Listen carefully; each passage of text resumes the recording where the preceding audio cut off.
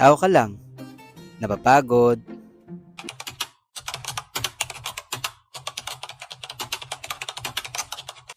Hi guys! Ako pala si So, short for Bonso. Tara, sama ka na. Ito pa rin ang ating pangarap.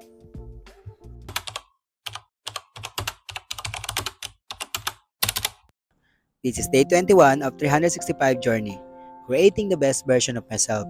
Kung may pangarap ka, tara, sama na. Let's go! Minsan, napapansin mo ba na mas mabait ka pa sa ibang tao kaysa sa sarili mo? Kapag nagkakamali sila, iniintindi mo. Kapag sila napapagod, pinapatawad mo. Pero kapag ikaw, ang bigat ng mga salita na binabanggit mo sa sarili mo. Ang dali mong sisihin yung sarili mo mismo. Ang dali mong sabihin na dapat ginalingan ko. Pero alam mo ba, hindi mo kailangan mahigpit sa sarili mo. Tao ka lang, napapagod, nahihirapan, nadarapa, nagkakamali.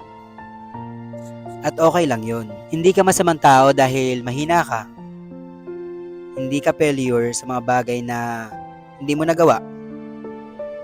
Hindi ka bawasan ng value mo yung mga bagay na pagkukulang mo.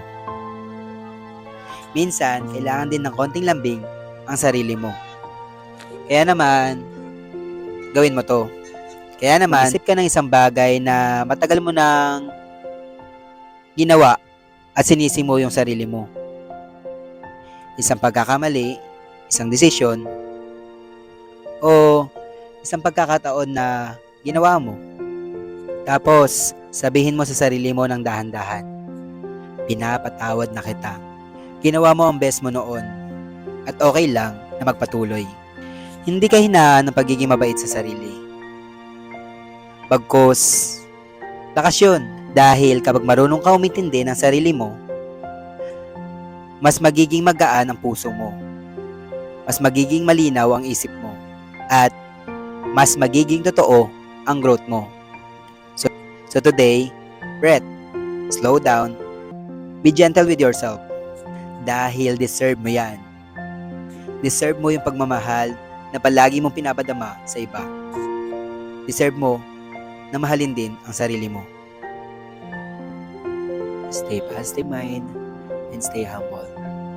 See you tomorrow.